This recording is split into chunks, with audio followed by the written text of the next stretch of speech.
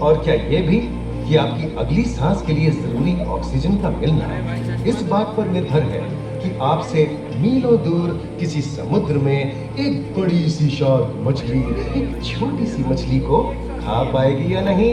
क्यों, यकीन नहीं होता ना? चलिए कोई नहीं, आइए आपको ले चलते अच्छा हैं हाल एक से तो ऐसी ये दुनिया लगता है। में खूब जो बढ़िया। आपसे हजारों मील दूर होकर भी आपके अस्तित्व का आधार है।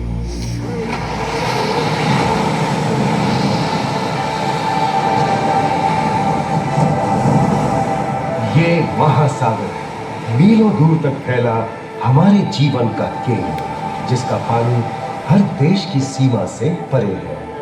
हमें सांस लेने के लिए जरूरी ऑक्सीजन का 50 से 80% इन्हीं समुद्रों के पानी से आता है। ये भी कह सकते हैं कि ये सागर एक विशाल संयुक्त परिवार की तरह है, जिसमें ये सभी जीव एक ही घर में रहते हैं, जैसे मछलियां, mollusc, dolphin, seal, walrus, crustacean, bacteria, समुद्री एनिमोनी और हाँ, ब्लू व्हेल भी, जो पृथ्वी का सबसे बड़ा जीव माना जाता है।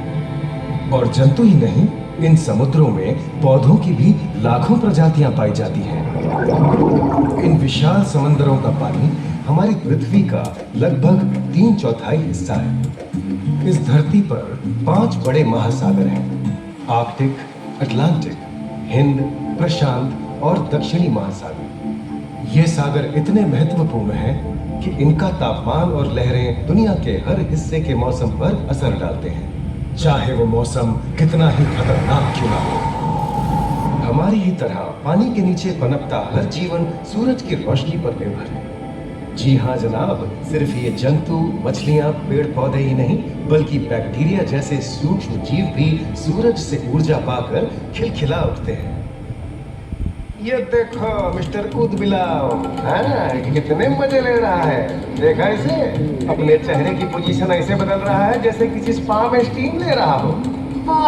और वो चली मैडम व्हेल इठलाते हुए सनबाथ लेने। और ये जोकर मछली यानी क्लाउन फिश, ये तो गाना भी गाती है भाई, बिना किसी सुरताल के।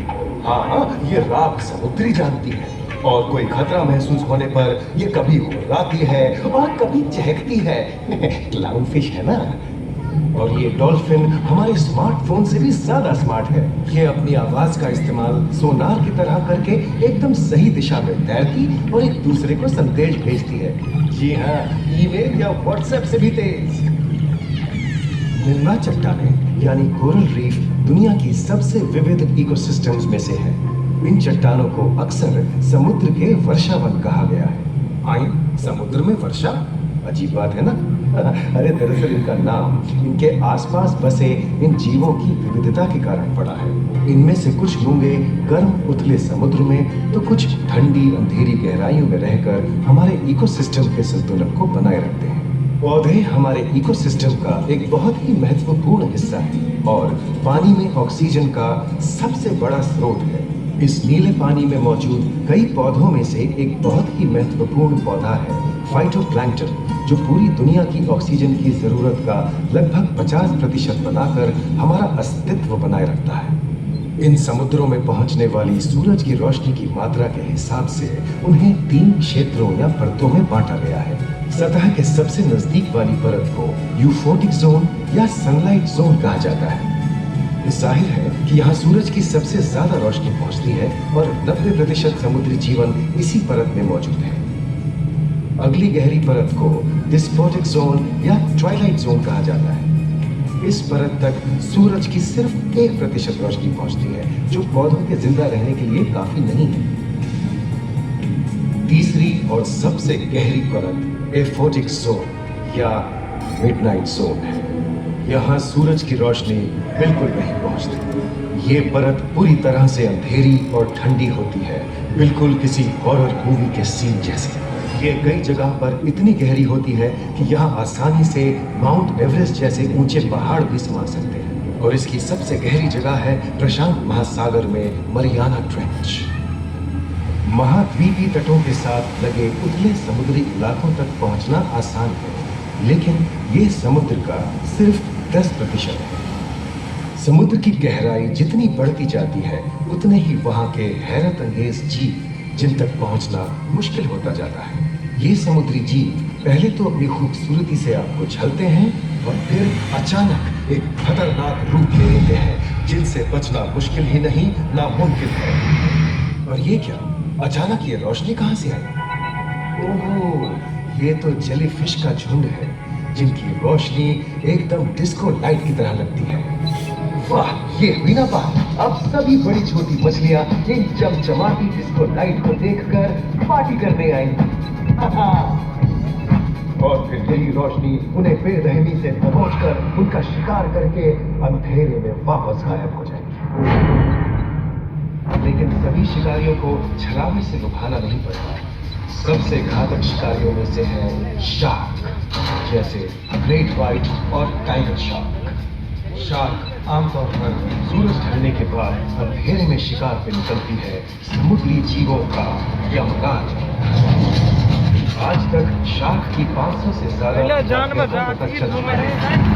ये हर तरह के खुले महासागरों में, मूंगे की चट्टानों में, आर्कटिक की बर्फ के नीचे और समुद्र की अंधेरी गहराइयों में पाई जाती है। और ये है समुद्री घोड़ा, जो तबड़क तबड़क नहीं, छप छप छप छप करता है, यानी दौड़ता नहीं, तैरता है।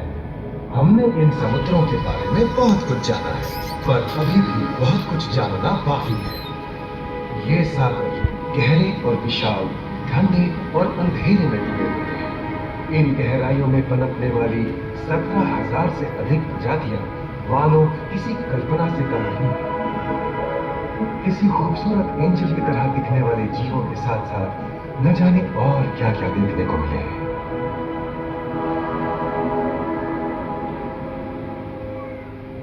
इन विशाल सागरों के इकोसिस्टम इनके बाहर तक फैले हैं।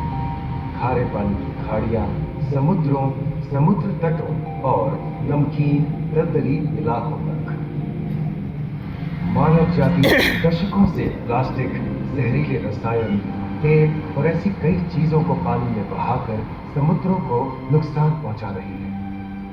कई समुद्री जीवों या मछलियों की दर्दनाक मौत और उनकी इस तड़प का जिम्मेदार हमारी मानव जाति ही है। पिछले कुछ दशकों में वैज्ञानिक पैमाने पर सामने आए खतरों में से एक बड़ा जलवायु परिवर्तन है, जिससे महासागर गर्म हो रहे हैं और ग्रीन हाउस गैसों की अधिकता और ऑक्सीजन की कमी के कारण इन समुद्रों का अम्लीकरण हो रहा है। सागरों के इस तरह गर्म होने से पानी का स्तर बढ़ गया है और बर्फ की चादर पिघल रही है। इस विनाशकारी बदलाव के परिणाम स्वरूप समुद्री जीवन खत्म हो रहा है और पूरे इकोसिस्टम के लिए ऐसे खतरनाक हालात हम ही पैदा कर रहे हैं। हमारी आने वाली पीढ़ी का भविष्य इस बात पर निर्भर करता है कि क्या हम आज अपने निजी जीवन से प्लास्टिक को हटाने जैसा छोटा कदम उठा सकते हैं, या फिर हम बड़े स्तर पर सख्त नियम बनाकर उन्हें लागू करें, जिससे समुद्री संसाधनों का दोहन और प्रदूषण कम हो। याद रखिए, बात हमारे अस्तित्व की है, तो बदलाव की शुरुआत भी हमें ही करनी होगी।